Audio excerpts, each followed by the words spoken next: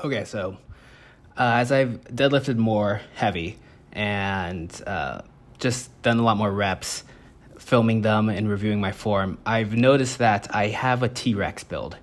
And I've been like reviewing the different people, going over how different people can deadlift, and like seeing people get coached deadlifting on YouTube, and just trying to learn like, okay, how's the best way for me to deadlift with my build?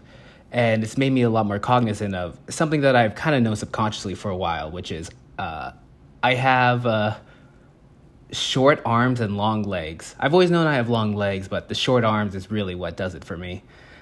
It is very difficult for me to deadlift. At least like it's more difficult for me to deadlift than it is for me to squat. I cannot squat that. Like I can always squat more than I could deadlift, which is kind of the opposite of what it is for like a lot of lifters. A lot of lifters are able to deadlift more than they could squat. And I always kind of chalk that up to me like putting a lot more effort into my squat than my deadlift.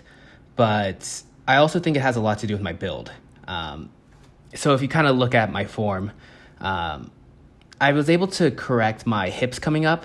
I was kind of like squatting, quote unquote, my deadlift, where I just like bring my hips down at the bottom and try to bring my chest up as much, but not really bring my butt back. Basically like trying to squat my deadlift.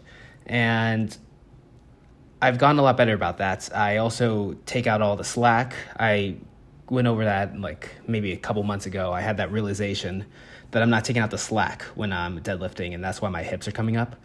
So ever since I learned that, I've gotten a lot better. But as I review this film, and I review the film from my other deadlifts, it's just amazing to me how flat my back is.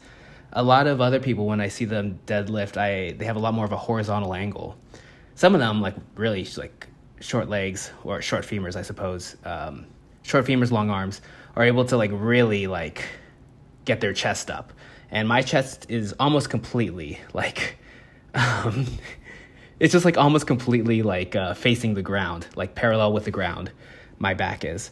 And I suppose, it just makes it harder for me to recover from the deadlifts. Like I will have a recovery day from the deadlift, and I will just like, the day after I'm kind of just like dead, after heavy deadlifting.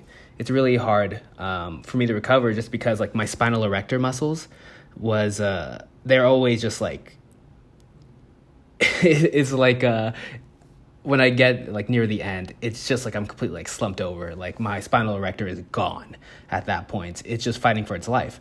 And also like at the top, it's hard for me to like hold it and like really get up there at the top. You can see that painful walk.